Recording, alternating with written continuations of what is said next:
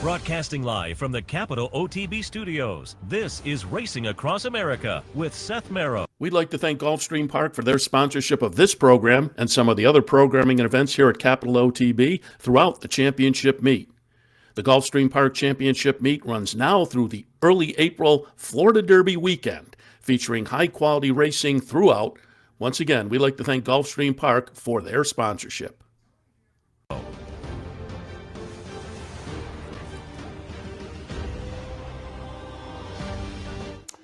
Good morning. Welcome to Racing Across America on this Sunday morning. I'm Seth Merrow in the studio. Thanks for joining us. As always, Sunday morning featuring some recaps of some of the stakes action and, of course, nice stakes action yesterday at various venues, highlighted by Tampa and the Tampa Bay Derby. So we'll talk that and more, obviously. A little bit later on, we will be joined by our friend Steve Bick, again, as he continues his cross-country and back sojourn with the radio show. The past few days this week and the weekend doing the radio show out in Vegas for the National Handicapping Championship. So I thought we'd get a little update on that fun. And again, miss being out there. We were out there for a couple of years covering it, and it's described as the Horse Players Convention, and I think that's apt. And if you get a chance to go out, there are a lot of contests online, and if you're not a contest player, give it a try. It's fun. But if you go out there, 770 some people were playing this weekend. They had the cut at the end of yesterday, so going into today, I think it's 78 was the cut. They'll play most of the day today and whittle it down to the top 10, and they'll play for a couple hours at the end of the day to decide who walks away with $800,000. And as I said yesterday, there's a prize pool for everybody who makes it today. They walk away with some money. Number 78 is going to walk away with over $12,000, but $800 for the winner, $250,000 for second, $200,000 for third, and then it whittles its way down to the 78. For the folks who didn't make the cut, there's a consolation contest today that I think offers maybe $20,000 or $30,000 in prizes. So everybody sticks around and plays today as well. And Steve does a great job with the radio show out there. I've been listening the past couple of days and gotten home and listened to the end of the show as well. I said yesterday, stay tuned to us here on the network, watch the racing here, fire up Capital OTB on your computer and pull up Steve on another browser. And it's fun. It's maybe a little bit analogous to being at the racetrack with your friends, because Steve will sit there and pull over some of the players, but also there are just people in the room who are friendly or have been former players or former champions even. Rich Eng has been sitting with them regularly. We used to have Rich on the show fairly often when we did a weekday morning show. But they'll sit there and they'll look at, oh, this race is coming up next. How would people play this in the contest? And they'll do a little handicapping and whatnot. And as they say, they bring players over and talk about how they're doing and strategy. And it's a lot of fun to listen to. And as I say, you go to stevebick.com. And then there's a listen live link, and you can pick that up. But we'll talk to Steve a little bit later on and get his take on the first couple of days, the contest. And I will say, congratulations to Francis Bustani, who I believe, if I read the bio right after day one, a dentist, maybe even a retired dentist from Florida, or from Louisiana, I believe, who led after day one and still leads after day two. Middle of the day, late in the day yesterday, he led by about $70, which is crazy. The folks made up a little ground on him late, so he now has $291.20. Second place is $278. So they've closed the gap. But boy, he's had a couple of really, really phenomenal days, for which I think there's some type of bonuses. You lead at the end of day one, the end of day two. I think there are bonuses for those as well. So he's had a couple of nice days. And again, Steve talked to him. I know the end of Friday. I don't know whether he was over with Steve yesterday, but we'll get some insight into Francis Busani, the day one, day two leader. All right. Other than that, let me remind you that today here at the Clubhouse Racebook, there is a $100 knockout challenge, so you can come down here and have a little extra fun. We always say go over to Fridella's, grab some lunch, You can sit at the bar, you can sit at a table, get a carol. But it's always fun to watch the races and have a group of people around and cheer along with them. We'd love to have you down here today, and you can have a little extra fun with a $100 knockout challenge. And again, I mentioned it for the last few days.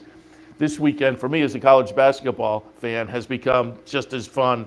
It's like the real kickoff to the tournament, because you have all the conference tournaments this weekend, this week into the weekend, that have been a lot of fun to watch. And you can see all that college basketball action down here today as well. But at the end of today, they will firm up the field for the big tournament. And next week, you can have a lot of fun down here as well. We'll have some promotions and contests tied into college basketball and the tournament here at the Clubhouse Racebook as well. So keep that in mind. 711 Central Avenue in Albany.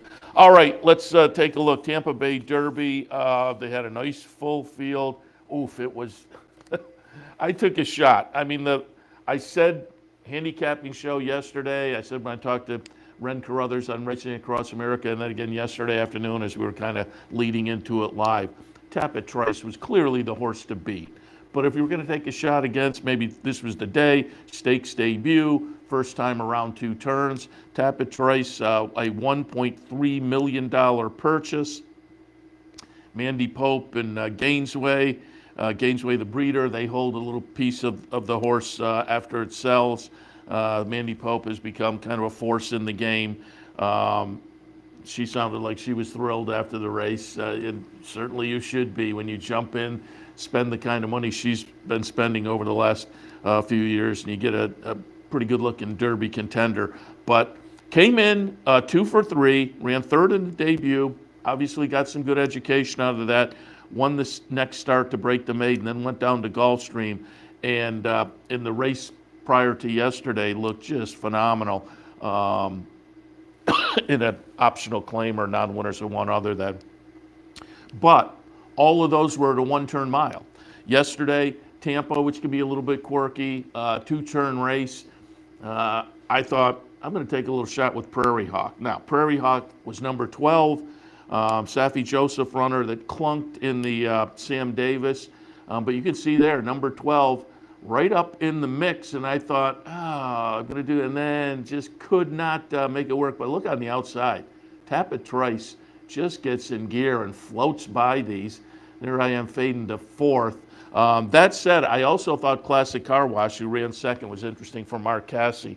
So at 28-1, Prairie Hawk was right there at the top of the stretch and just couldn't, keep sustain.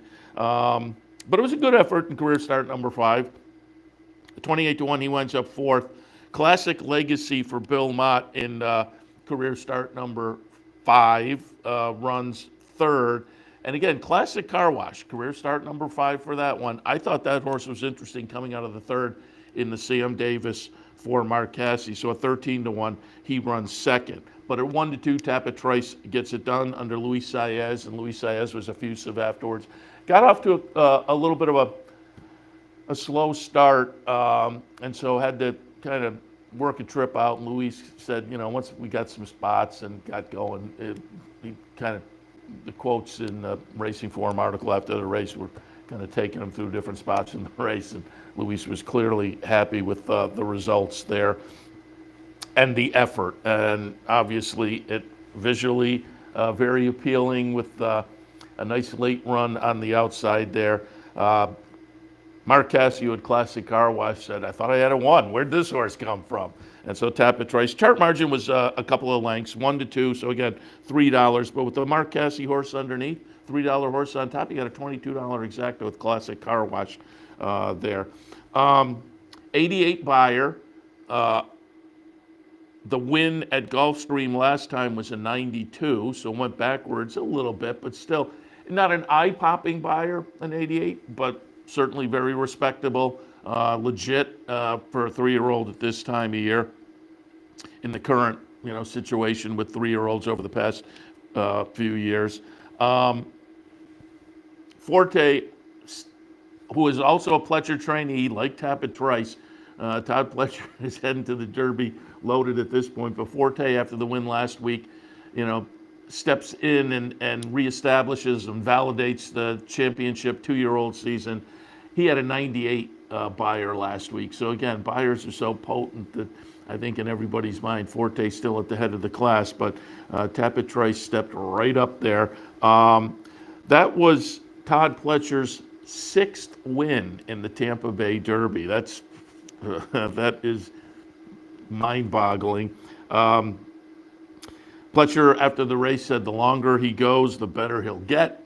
And on that front, it looks like the Bluegrass is next. In this day and age, and Pletcher's one of those trainers that likes plenty of time between races, it's conceivable the horse could go from here to the Kentucky Derby. But this is a horse that this was only the 4th career start, first time, as I said, around 2 turns, first stakes try. And so it absolutely makes sense, Pletcher saying probably headed to the Bluegrass on April 8th. So gives him another start, more experience, another 2-turn start, obviously, but more importantly, a 1.125 in prep to move to that 1.25 on the first Saturday in May. So it looks like Tapit Trice perhaps headed next to that Bluegrass. Racing Forum article yesterday noted that, I think it was the Racing Forum article. I'm giving them credit now, because I read a few articles, but one way or the other, only one horse has successfully made the Tampa Bay Derby, Kentucky Derby leap as a winner of both of those races. 2007, Street Sense won the Tampa Bay Derby and then went on to win the Kentucky Derby. We'll see if Tapit Trice can add to that legacy, as it were. Nice performance yesterday by Tapit Trice in the Tampa Bay Derby. The highlight of a really nice card for them. And let's take a look at some of the other action on the card yesterday at Tampa. The Florida Oaks, the 3-year-old fillies on the grass. I liked Free Look from Chad Brown. Irod Ortiz was on board. The 10 post position was not a bonus. I said that when I handicapped, and it kind of played out that way with Free Look back of the pack, and then went just too wide. Free Look's the number 10, and you can kind of see just way back and way out, had to go way outside. But Mission of Joy makes the move here under Antonio Gallardo. Alpha Bella, who was very logical from Pletcher, runs second and a close-up second. Juniper's Moon, and then Free Look.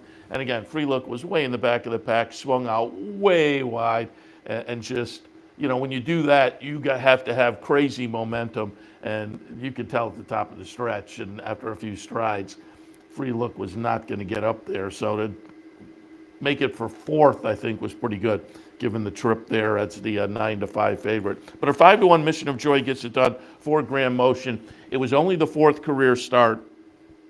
Debuted up at Woodbine on the synthetic, sprinting 6.5, and didn't show much that day. Then came down to Tampa and just blossomed. And Graham Motion, after the race, was giving credit to his assistant over at Tampa, and they said, when the horse got down to Tampa, she's just been doing very well, and has kind of been surprising Graham a little bit. But since arriving at Tampa, broke the maiden, and then won a optional claimer. Non-winners have won. So had the 6th place finish, the 9th place finish up at Woodbine, and then a couple of wins since arriving down at Tampa and moving to grass. Lasix added for the performance yesterday. 12-1 on the morning line, went off at 5-1.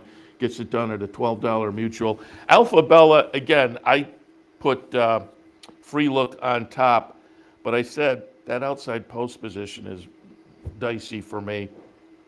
If you were looking for a more cozy post position, maybe you land on Alpha Bella. I had Ren Carruthers on yesterday. She liked Alpha Bella. And as you saw in the stretch run there, just a neck back. That was a nice performance at 5-2 as the second choice for the Todd Pletcher runner. So, I'm giving a pass to Free Look because of the post position situation. I think she's going to turn out to be a nice little 3-year-old filly on the grass. Alpha Bella certainly will be. But Graham Motion clearly has a nice little 3-year-old filly. It was only the 4th career start, stakes debut, Mission of Joy, getting it done yesterday. As I say, Graham Motion and Antonio Gallardo. A little bit earlier on the card, it was the Hillsborough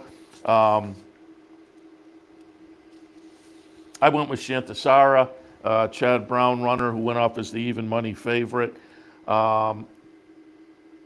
That's the way it played out. The betting public had it right. Shantasara had to work a little bit. Chart margin, though, ends up over a length. Shantasara is the number 6 horse, but Scottish Star, who was the third choice at 9-2, kind of gives this one a little bit of a duel. Surprisingly, comes up late to make it a little bit interesting for second and third. But Shantasara, as you can see there, length and a quarter chart margin. As I say, even money favorite, so pays $4. Chad Brown, this race has been run, according to what I read in the racing forum, has been run 11 times. Chad Brown, he's won 6 of them. So that's another one to the resume there. Shantasara, Irod Ortiz on board.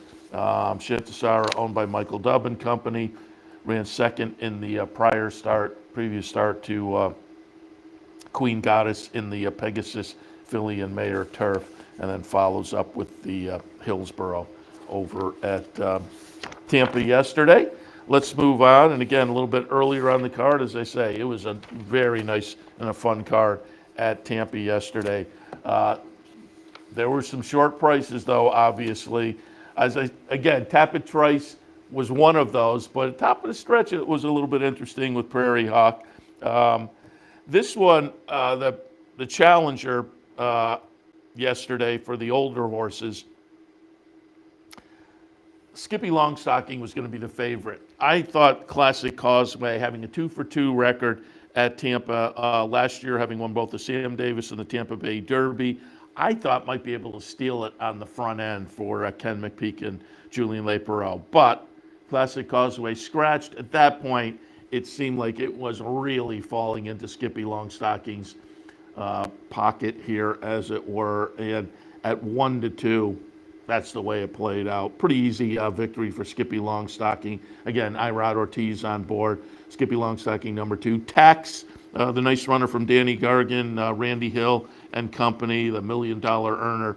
Tax, the number 7, gets up for second. Surly Furious runs third at 26-1. And again, nice little duel there for second and third, with the long shot at 26-1, just getting headed by Tax. But an easy 3.25 length victory for the 1-2 favorite, Skippy Longstocking, $3. Saffie Joseph, who was actually there at Tampa. Todd Pletcher, if you were watching races all afternoon, you saw Todd in the paddock over at Gulfstream. So he was watching Tapit Trice from Gulfstream. Saffie Joseph, though, was over at Tampa in the winner's circle after this race, and he was quoted in the Racing Forum article, follow-up article, saying, couple of options next for Skippy Longstocking. They'll either head over to Oaklawn for the Oaklawn Handicap on April 22nd, or they'll wait until Derby week at Churchill and go on the Ali Sheba. So we'll see where Skippy Longstocking winds up. But again, just kind of had the edge on that group yesterday on paper, and that's the way it played out. And finally, we'll look at one more yesterday. And again, played out kind of logically in the Columbia for the 3-year-olds on the turf, a division I like quite a bit. And again, I was stuck outside, but I landed on Talk of the Nation, as did everybody else at 6-5. Lightly raced runner for Shug. Broke the maiden in the career debut on dirt at Aqueduct, came down and tried dirt again at Gulfstream, and kind of tossed in a dud. Then beginning of February, they came over to Tampa, tried the turf, and the horse seemed to have found a home, either at Tampa or on the turf, but that was the situation again yesterday. So whether he likes one or the other or both, he got what he liked again yesterday. Talk of the Nation, the number 10 at 6-5. Gets it done under Sammy Camacho. Running second was Mo Stash, the number 9 horse. I had the 1-2 finishers, but again, a lot of the betting public did too. You got a little bit of a price. I mean, Mo Stash was the third choice at 4-1. And Western Yarn runs third, and Freedom Trail, who was the 2-1 second choice, ran fourth in there. But Talk of the Nation, again, relatively lightly raced. This was only the 4th career start. It was only the 2nd start on turf. That turf race last time, he won by 4. He wins this stakes debut by 2.5. Again, subdivision I like quite a bit. We can look forward to summertime Hall of Fame, and this one being a shug horse. We'll probably see Talk of the Nation duking it out in that race, you would think, all things staying well for that runner. But it was a nice performance there for a very lightly raced 3-year-old who seems to have now taken to the turf. So again, that I would expect to be one of the players in that subdivision that, again, I really like quite a bit. Because, as I say all the time, it seems like almost every racing venue from the early part of the year through the end of the year has some kind of stakes action for the 3-year-olds on the turf, and they start to sort themselves out. And as you get into summer, some of the better performers start to go head to head. It's a lot of fun, and that horse will be a player there. All right, let's go over to Aqueduct and take a look at the correction. Another horse that kind of stood out on paper, and that's the way it played out. Rosa Veloce started the career, our friend Tim McCoy and Blue Streak Racing. We had Tim on talking about Blue Streak, and we talked a little Rosa Veloce too, I'm pretty sure, when he was on with us up at Saratoga a couple seasons ago. Subsequently, this horse was claimed away, was claimed, a couple of times after that? Now in the barn of Rob Atras, claimed at the end of last Saratoga's meet, was claimed for $45,000, and obviously has turned out to be a clever claim. Rob Atras was quoted in the Racing Forum as saying, I wasn't quite sure about this claim, but the owner talked him into it, and again, it's turned out to be a nice claim. Won an optional claimer last time, did it pretty solid buyer, had a triple-digit buyer win back in November. Off of those, goes off as the 45-cent to $1 favorite, and obviously looks it here, getting it done. Rosa Veloce, chart margin 5 1/4. Prodigy Doll second. Foyette runs third in there. My picks were 1, 2, 3, and we wound up with one. The triple couldn't have been. Wasn't bad. You got $14. You got almost $15 for 50 cents on the try with the $2.90 winner. So nice claim there back in November. Again, since that November claim, I think I said 45. That was the claim prior. They claimed this one actually in September for 32. Since then, four wins and a second place finish. That's a pretty good claim, including yesterday, a nice stakes win as well. I have not seen the buyer. Interested to see that because, as I say, 3 starts back, we're in a nice 102. Rob Atras, the trainee. Again, Manny Franco was on board. Rob Atras, boy, he's on a roll currently. He entered the day with a 5-race win streak in New York. And according to Dave Grenig of the Racing Forum, the record in New York for a win streak, not consecutive races, but consecutive for the trainer. So he won 5 over a couple of days coming into yesterday. He put another one, another notch in the belt early in the day, Rob Atras, to go 6 for his prior 6 in New York.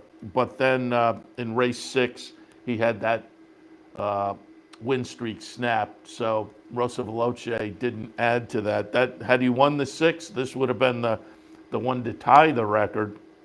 But again, he had the record snapped a little earlier in the day. So he won a couple on the day, but the record, the streak eluded him. However, I went back and looked just to see over the last few days, Rob Atras in New York, 8 for his last 11 after Rosa Veloce. So as they say, Rob Atras just on a tear in New York. And he commented on it in the Racing Forum article after this. He said, you can't get too high on the highs, you can't get too low on the lows, and sometimes there's a streak where they're just winding up in the right spots. And he had mentioned before he got on this streak, they had a long period where they were just hitting some seconds and thirds, and not quite getting it done. So again, it's just when you're playing, and it noted, Rob Atras plays a lot in the claiming game, and you're playing the claiming game, it can get streaky like that.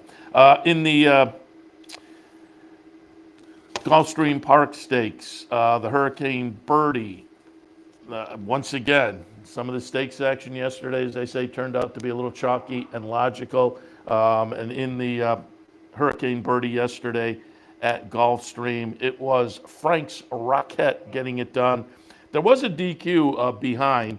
Number 6, Our Adios Jersey, ran second, and DeFaros, the number 5, ran third.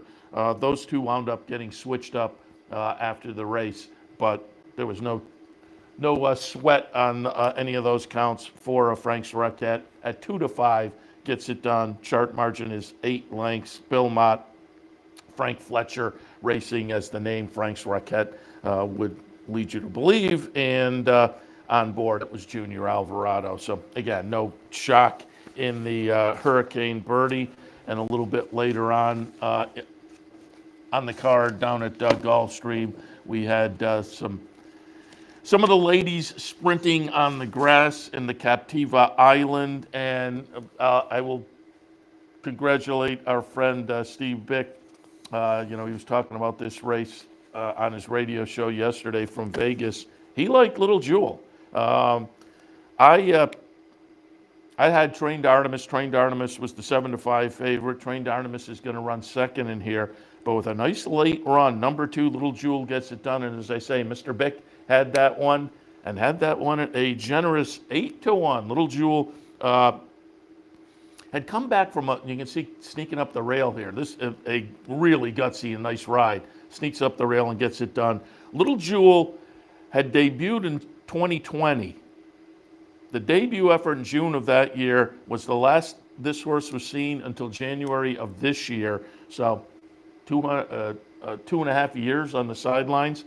Comes back at Gulfstream, runs second in the seasonal debut, the return effort. Second start back, a nice win, improving numbers that jumped up. So 4th start of the career, 3rd start back, looked very good yesterday, getting it done. And as I say, nice ride, and you wound up with $18 there for the winner of the Captiva Island, Carlos Vacareza, the trainer.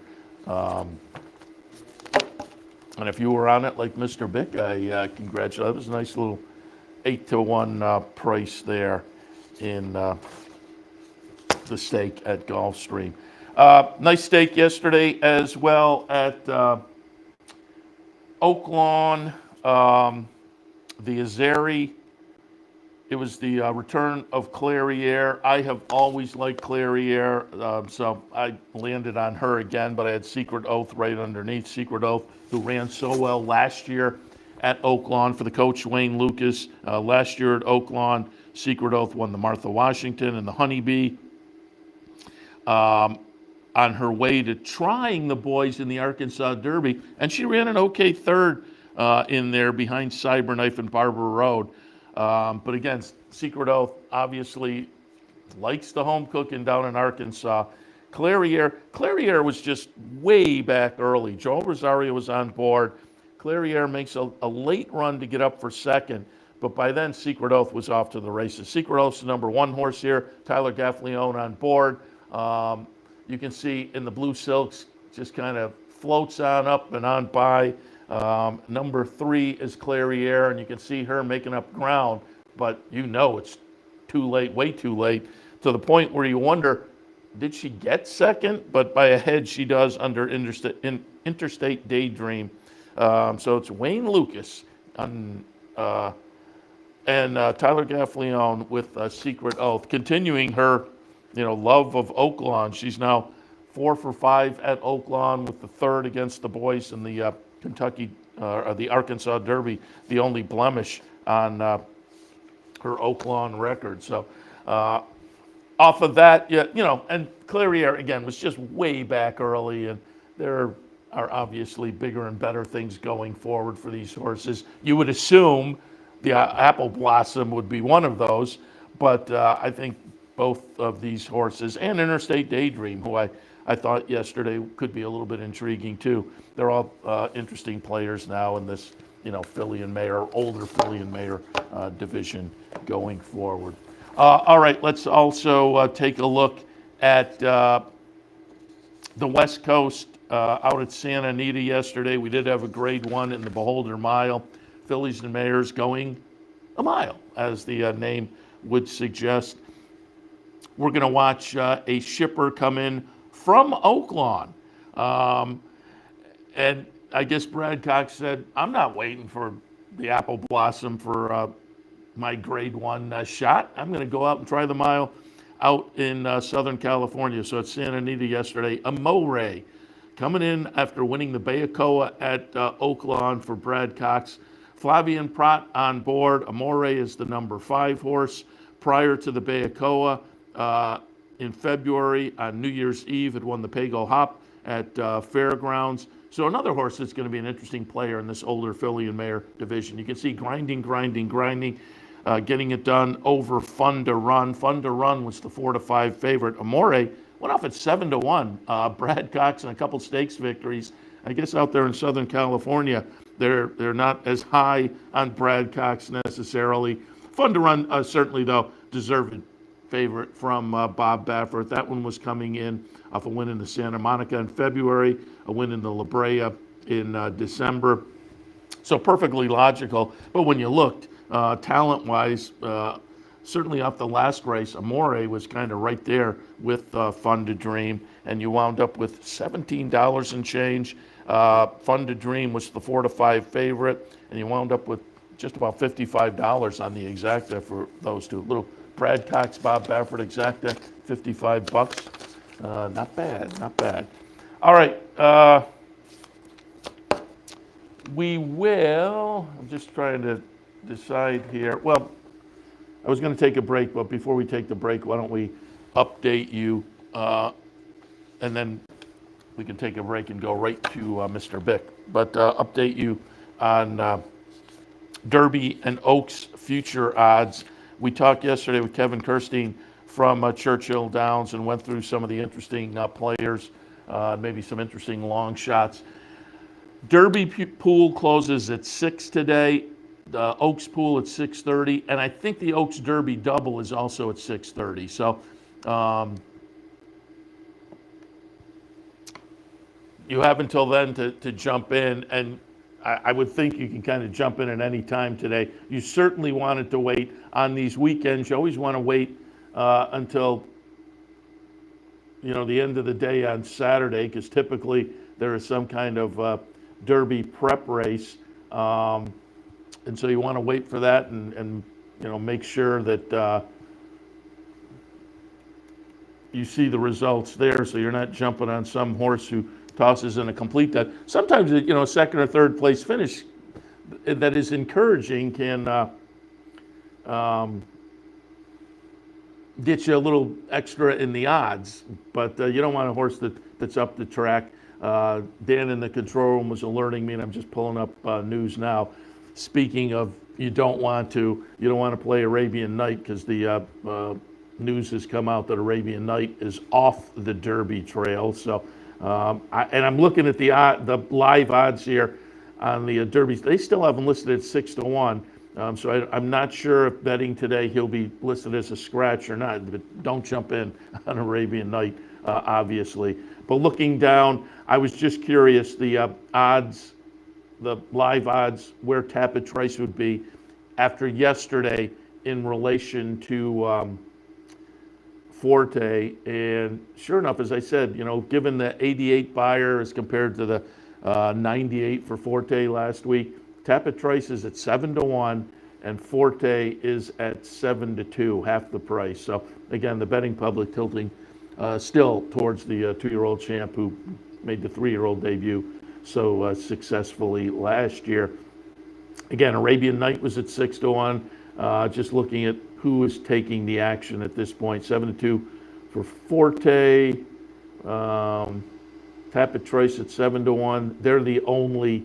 They're the trio under 10-1. On the Oaks side of things, Darth Vader is 16-1. I'm not sure off the quirky win. I would want 16-1. I say it. I'm looking for 25-1 or better. So, who's your filly at 5-1 seems short as well. Julia Shining 18-1 a little bit short there. Money's Gold, to me, is interesting. And the line, I think, was a little bit better. Currently at 20 to 1, and I think the morning line was a little bit, yeah, we were 30 to 1.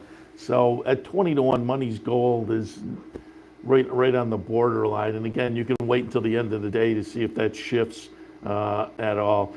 Favorite is Wet Paint at 7 to 2, and Wonder Wheel sits at 9 to 1. I will say, all others in 2023, there's still the possibility you can get some late bloomers that may be interesting and get into the gate. All others, 15 to 1 on the Kentucky Oaks pool and 14 to 1 on the Kentucky Derby pool. I think I'll jump in for a little bit of that action before the end of the day. And you're getting more value now than you've gotten in previous years because they've expanded the number of individual entrants. So you're less likely to get a nice little handful of all others, but I still think the possibility exists for a few of them to sneak in. And if they are late bloomers and they sneak in, they'll be late bloomers sneaking in because they've run well. So again, 14 to 1 in one pool, 15 to 1. And again, don't forget, we talked about it yesterday. If you do like one of those shorter priced horses in one pool or the other, maybe play around with the double and try to find some horses in the other pool and match up. But then you can take a look at, and there's future exactas as well, and they have grids where you can look at the probable pays for those and see if that makes sense also. All right, we'll take a break. When we come back, live from Vegas, we'll be joined by our friend Steve Bick, who's out there covering the National Handicapping Championship. All of that and more right after this. Stay tuned. This is a championship meet. All the best jockeys in the world are here, and I'm excited to ride against them. You get to watch some really incredible, talented athletes out there. To us, it's a place to be in the winter. I love Gulfstream Park because of the racing. The palm trees, the beach is right here. The horse racing is some of the best in the country.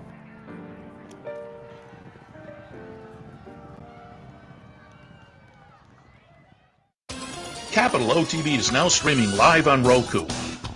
The RTN Racing channel on Roku lets you watch OTB TV live through your Roku device or your Amazon Fire Stick, rather than being limited to computers and mobile devices, which means you can now watch OTB live wherever you are.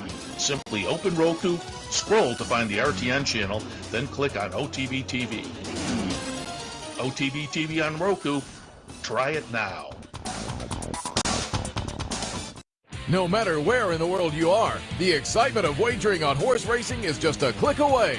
You'll get live streaming, past performances, race replays, our virtual tote board, analysis and selections from professional handicappers, a simple, safe, and secure wagering platform, and best of all, you get track prices. CapitalOTBBet.com. Bet any place, anytime at CapitalOTBBet.com. And be sure to download our new mobile app from the iTunes Store or Google Play.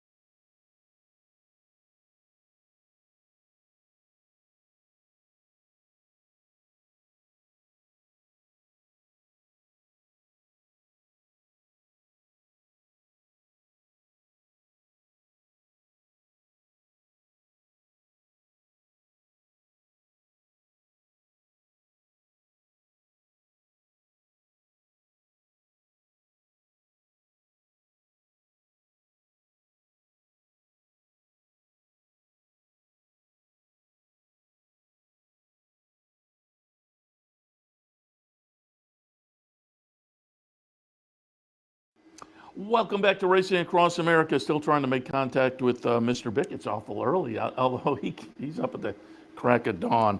But we will continue to try that. In the meantime, I'll do a little handicapping, and when we feel we can make contact, maybe we'll take another break and do that and get the live update from Vegas. And in fact, we are getting that. So why don't we take just another quick break, and we'll try Mr. Bick again, and then we'll come back with a Vegas update. Stay tuned. What if there was a way to become a better horse player, to have a better knowledge of the game, to be more successful? What if there were a way to take what you've learned, what you know, and make better decisions, better choices? In horse racing, knowledge is a powerful tool. Race results and replays, past performances and live streaming, wagering from all your digital devices. Capital OTB. Become a better horse player. This is a championship meet. All the best jockeys in the world are here, and I'm excited to ride against them. We back. You get to watch some really incredible, talented athletes out there. To us, it's a place to be in the winter. I love Gulfstream 5 because of the racing. The palm trees, the beach is right here. The horse racing is some of the best in the country. A lot of good horses come out of here. And if you want to go to the next level, Gulfstream Park was the place to come. I remember the first time I came to Gulfstream, it was like this big fairy tale place. All the history. And all these great horses, trainers, jockeys. It was everything I ever dreamed of.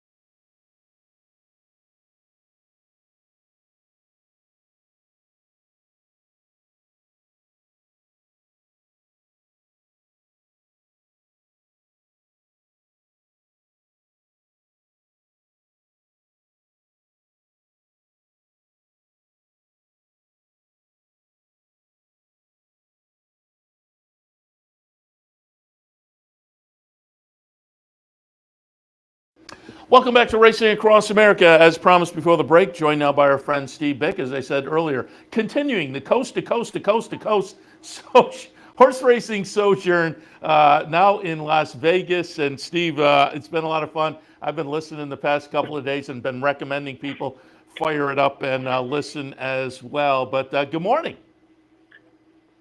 Seth, good morning. Good morning, everybody. Hi, honey. It's the wave to Tina. We like that. It always.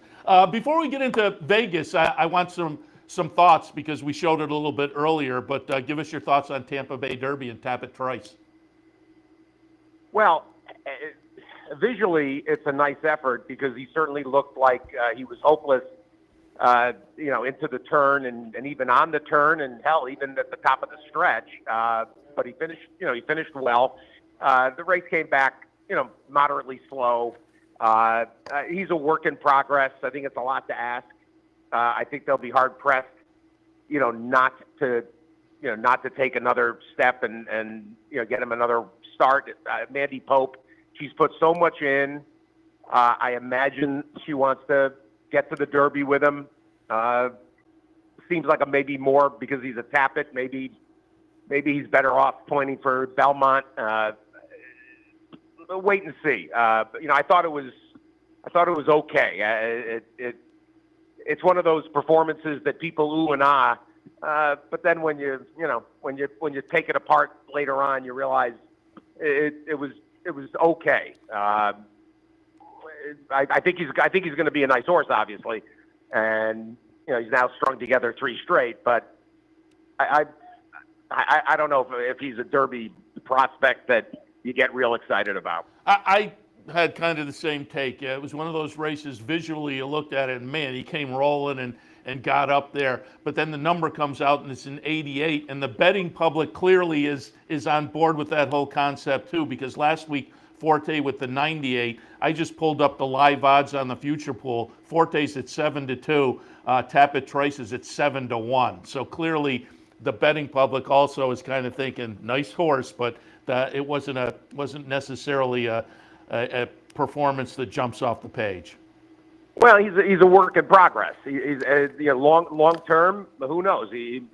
When you look at it a year from now, 2 years from now, who knows? He might end up having a fuller, more complete career even than Forte. Taking 3-1 on Forte for Derby seems insane, but there's a lot of things that go on in the future wager that I find strange. To me, and you and I have discussed this 1,000 times, to me, you want a horse that the public is confused about or that the public hasn't noticed. Maybe an allowance horse that is going to get a chance, let's say, in a couple of weeks in the Florida Derby or in the Louisiana Derby. You're not looking for a horse that is obvious to everybody. So that's my philosophy, though. But there's people there. You. In fact, I was talking about you earlier because you'll get to Derby and you might have tickets on 8, 9, 10 of the runners already that you touched on over the course of the 5 or 6 pools. So this is the best pool to play, by the way, because it's the Oaks. You got the Oaks pool as well, and you can play the Oaks Derby double tonight up until 6 o'clock. Yeah, I took your lead. I had Kevin Kirstein on yesterday, and we were talking a little bit about that and maybe some strategy to play that Oaks Derby double as well. So, again, people can hop in and take a look at those odds. The bigger pool has juiced up some odds on some of those other horses as well. All right, let's shift our attention now to Vegas and the National Handicapping Championship. Before we get to specifics, just a little overview. I pulled up the video you tweeted out maybe Thursday or early Friday, maybe. It was just kind of a pan of the room. New venue out there. I've been saying it the past couple of days. I miss being out there when we covered it. It literally is the Horse Players Convention. You have 700 and some people there who are all focused on handicapping and horse racing. And though it's a competition, it seems good-natured. And just give us the overview there and talk a little bit about the new venue. Well, this is the 4th year. The venue's not new anymore. We've been here for 4 years now. And I guess it's new because they slapped the horseshoe name on it. It took down the Valley's name. That's I guess that makes it somewhat new. They're in the process actually of remaking the old Bally's, and Horseshoe as an organization, as part of the Caesars family of hotels and racetracks and casinos, they like horse racing. One of the nicest parts about involvement with Caesars and specifically with Horseshoe, they're into the game, and they like horse players, and they feel the game has got a good future. So that part of it is kind of cool. And being at a venue that's called Horseshoe, that's fun. But in terms of the event center, what's best about this and why they made the transition from the Treasure Island's main ballroom just got too small for the event. We're up to 780 players, and one of the advantages of being in this gigantic room, it's one of the biggest, if not the biggest, room of its kind in Vegas, is that not only can it accommodate more players, but the players can bring spouses and friends. So everybody's got one or two friends with them, not everybody, but a lot. And so it makes for just, I think, a little bit more of a convivial atmosphere. Yeah, and we were there the 2 years that were the transition. We were where you were the last time we went down for OTB TV to cover it, but we were there the year before, and that satellite room in the basement that was not a good situation the last time at the other venue.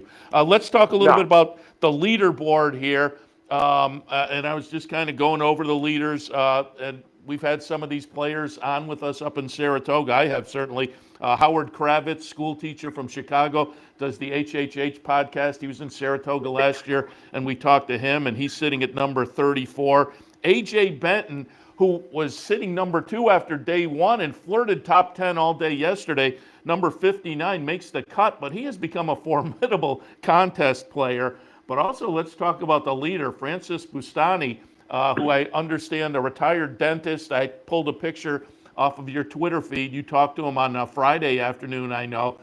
He's just been phenomenal, leading day 1 and day 2. And late yesterday, he was up by about $70. Now, subsequently, the field has caught up to him a little bit, but I have to admit, given the background I know about him, the little background I know about him so far, and what he's done day 1 and day 2, I'm kind of rooting for him to keep rolling.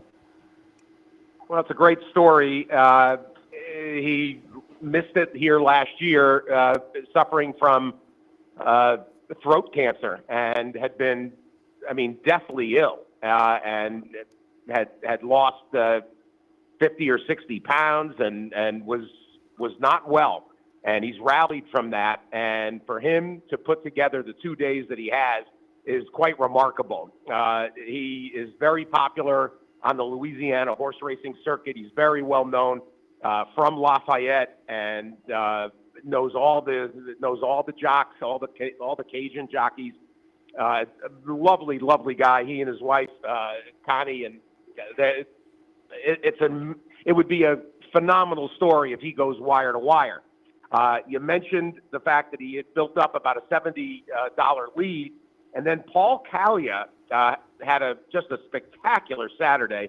And Callia cut into the lead, and there was a point, for those that were listening to us yesterday, that we mentioned that Callia had 4 optional plays that he had in hand, basically like in hockey, games in hand.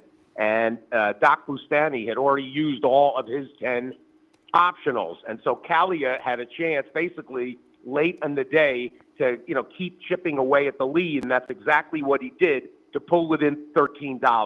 Gary Fenton, whose name is very well known, certainly in California, partner with Billy Koch on Little Red Feather, and of course the president of the TOC, Thoroughbred Owners of California, Gary Fenton, right there in third. There's a amazing story involving Stephen Wells, who is not just sitting fifth, but tied for fifth with himself, because he had 2 entries, and he's done something very unusual, something that goes against the game strategy philosophy. He's basically played both of his tickets, Seth, identically. And this is strange, because most players with 2 tickets, they ultimately, they might start with the same picks, but then they will diverge. If one ticket starts, if one ticket gets hot with a long shot, you go on with that ticket, and the second ticket, then you play. At some point, you might start throwing out some long shots and try to get back with that ticket. This is a very different approach, and it's got the room buzzing. $239.70, so he's $51 behind, and it'll be interesting to see later this afternoon, early this morning, here in California, Vegas, if he splits those tickets up, or if he continues to do the same thing and potentially gets to the final table with two tickets, and then he might diverge. I'm looking forward to talking to him at some point, early on in the broadcast today. We'll start at about 2:00. So those are the top stories at the top half of the leaderboard. The rest of the group, going down to as low as $163, which was the cut line. There were a lot of tragic stories yesterday, guys that were right on the cut line late in the day, and they got pushed down below and didn't make it to the semifinal today. There was actually, very interestingly, that last race at Golden Gate yesterday. You had that maiden special with a good-sized field, and strangely, a horse that everybody was interested in, the winner ultimately, goes off at 8-1, but everybody was convinced that the horse was going to come down in price, and instead went up. And a lot of people got off that two horse that could have gotten them, into the semifinal. So a lot of drama as always. There were very few cap horses. There was 0 cap horses on Friday, and then yesterday, the cap horses, I think there were only 3 win caps and 1 place cap. So there were very few bombs that created the kind of hooting and hollering you look forward to. Today we'll see. The drama is there if you know the stories, but the room has not been necessarily as electric as we've typically seen. Yeah, as I was looking at that top 10, I saw the Stephen Wells, and clearly he was playing the same ticket because he's got the exact same amount of money. And as you say, normally if folks have 2 entries, they're going to play different horses. So I found that interesting and assumed he was just thinking, well, if I have a good day, I'm going to, good couple of days, good 3, I collect a lot of money. But I thought, that, and I'm not sure about this, but I thought after Kinchin doubled up on the final table a few years ago, I thought they changed that rule that you could only go once. And I'm wondering if he does go, if both entries get in, and that is the case, does he then also get like 11th money? No, they changed the rule the other direction.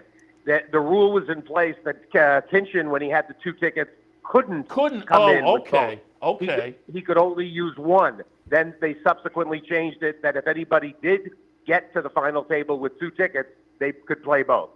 Oh, well, then that will be, if he makes it, that it will be interesting to see what his strategy is then at that point. Very good. Yeah, and you talked about the cut, and I believe the cut was 78, and I looked down the list. Number 78 had $163.20. Number 79 had $162.70. 50 cents was the difference between getting to Sunday and not getting to Sunday. Oof, that had to be brutal for that person. Talk a little bit about the format today, because today these 78 people will play the most of the day, and then at the end of the day, the final table. What's that? A couple hours at the end of the day to sort things out? The semifinalists to make the final table, they've got about 32 races that they can choose from. They make 10 plays during the semifinal, and then out of this list of 78, the top 10 scores will comprise the final table. At that point, they will play 7 races. The Oaklawn 7th, Gulfstream 10th, Aqueduct 9th, Santa Anita 5th, Oaklawn 9th, Golden Gate 6th, Santa Anita 7th. And that's the format. The final table, the first post for final table is at 4:50, and the Santa Anita 7th is at 6:29. So at about, figure at about 6:45 Eastern time, we'll have a champion. The prize pool, just over $3 million. The winner, $800,000. Runner-up, $250,000. Third place finisher, $200,000. Fourth, $150,000. And fifth, $125,000. The prize pool actually grew quite a bit into the weekend, and everybody, even down to the 78th, gets at least $12,000, $12,050 to the 78th finisher. You mentioned A.J. Benton. A.J. Benton is here for the fourth year in a row. He has cashed a ticket every single year. He's been 5th, 12th, 59th, and whatever he's going to finish. So he is going to leave here having cashed a check every single year that he's competed in the NHC, which is probably an unprecedented, I don't think there's anybody else anybody can think of that's done that. He's amazing. He's a forklift operator by day. And a terrific guy. At Walmart. And yeah, we've had him on up at Saratoga the last because he typically comes to Saratoga and spends a week. So I've had him over the last 3 years. It's fun to talk to. And he's been, and I think I pulled up a shot from Twitter. You talked to him the other day. The last couple of days, I think he's been over. We have a shot you took, Brian Troop, former winner. AJ's in the middle. And then Rich Eng has been sitting in with you, and that's been fun as well. And Brian has been funny because you guys will be handicapping a race, and you can hear him going along, talking himself into one, and then he's off. He's off to the window to play that horse. He has. He over 2 days, actually, Brian Troop, who won the contest in 2010, down from Toronto, and he's picked four $20 horses in 6 tries on the air, which I think everybody appreciates. He's been fun, and he's quite a character. It's kind of an unusual thing to have him.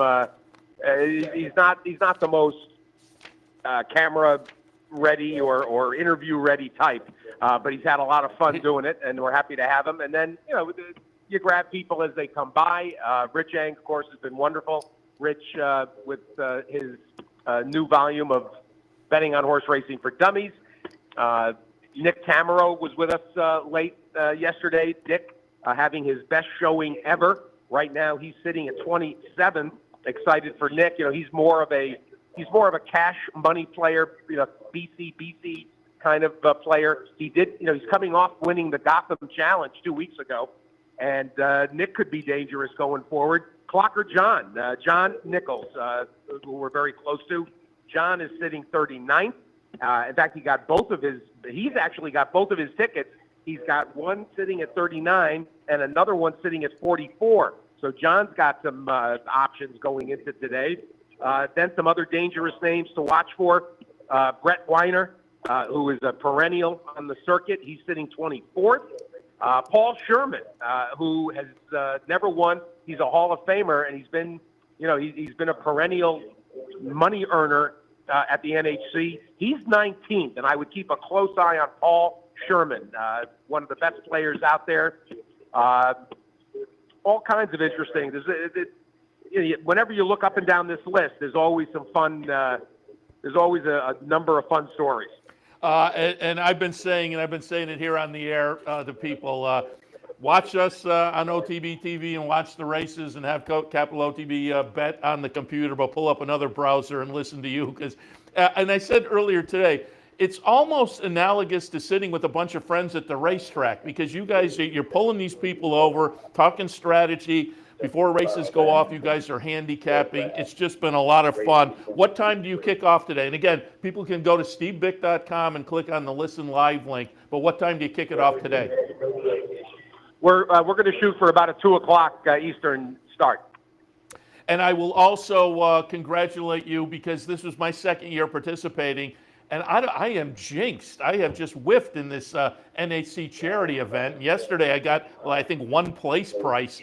But with about 3 races to go, you were sitting third. And then I think a bunch of people may have had Coop Tries Harder. It seemed like that one moved some people ahead. But we talked a little bit earlier, the Captiva Island, nice call there on Little Jewel at 8-1 that zoomed you up to, as I say, with about two races left. Well, that kid riding for Carlo Baccareza, that was a daring ride on Little Jewel up the rail. That horse is an interesting story. Basically has come into the year off of a 900-day layoff. Debuted as a 2-year-old, missed 3 years, and Baccareza stuck with her, and now she's broken a maiden, won an allowance, and won a stake. I thought she was the now horse in a suspect field in that sprint in the Captiva Island. The winner in the Gulfstream 12th was one of those ones you kick yourself a little bit afterward, because if you go and look, that horse was first off the claim, and the outfit has huge numbers. I don't have it in front of me. Go back and look. The outfit is clicking at like 38% first off the claim, and that horse was a terrific punch. I ran 4th in that race, and I with a pricey horse, and I realized afterward that I missed a huge opportunity with that winner, the 12th. Yeah, it seems like, as I say, Coop tries harder. There were a few people that were on board there, but I was rooting for you with a couple to go. You were sitting right there, and as I say, I was rooting for you because, again, I wasn't rooting for myself. That was brutal, and I had 2 or 3 really brutal trips as well. But going to be fun to catch the last day. Steve, again, doing a great job there, and telling people to listen this afternoon and into this evening to the last round of the NHC. So again, have fun. Good luck to everybody out there, and we'll catch you again later. I appreciate it. Home, we'll do a recap tomorrow from here in Vegas, and then head home, and then next week head to OBS for the OBS March sale, Florida Derby and Santa Anita Derby, as we start to turn the focus toward the Triple Crown season. But I've been on the road a month. It's been a lot of fun. Yeah, I'll give folks a little heads up. We'll be sitting in together down at the Gulfstream Park Florida Derby weekend. So I'm looking forward to that as well. Oh, that's right. I'm glad I would have forgotten that. I'm glad you reminded me. But again, appreciate it. Telling people to check you out and travel safe. I appreciate it, Seth. All right, Steve Bick live from Las Vegas as he continues, as they say, the coast to coast to coast to coast horse racing tour. You can catch him weekdays on Sirius and XM, but today, again, stevebick.com, and click on the Listen Live link. It's really a lot of fun because, again, it's like the horse players convention, and he's got the people cycling through, the players and some of the folks who are just kind of participating there and having some fun. It's worth a listen. All right, I'm going to wrap it up. We're late, but we're okay because post times have now shifted most of the tracks with daylight going a little longer, and so keep that in mind for this Sunday afternoon OTB Live. That means we'll kick off, and we have been for the last week or so, a little later than we have been for the past few months, but we'll be back in about an hour or so for OTB Live on a Sunday afternoon. A little Aqueduct, a little Gulfstream. We'll throw some Oaklawn into the mix perhaps as well, so all of that coming up a little bit later on. Don't forget, today here at the Clubhouse Racebook, there's a $100 knockout challenge. We'd love to have you stop on by and watch the races. And again, catch some of those final college basketball tournaments, league tournaments, and maybe grab a little something to eat down here as well. That's all available to you here at the Clubhouse Racebook this afternoon, 711 Central Avenue in Albany. Otherwise, wrapping it up for Racing Across America. Seth Merrow in the studio. Thanks for joining us. Be back in about an hour or so for OTB Live. We'll see you then. We'd like to thank Gulfstream Park for their sponsorship of this program and some of the other programming and events here at Capital OTB throughout the championship meet. The Gulfstream Park Championship meet runs now through the early April Florida Derby weekend, featuring high-quality racing throughout. Once again, we'd like to thank Gulfstream Park for their sponsorship. You're watching OTB TV, a service of Capital Off-Track Betting.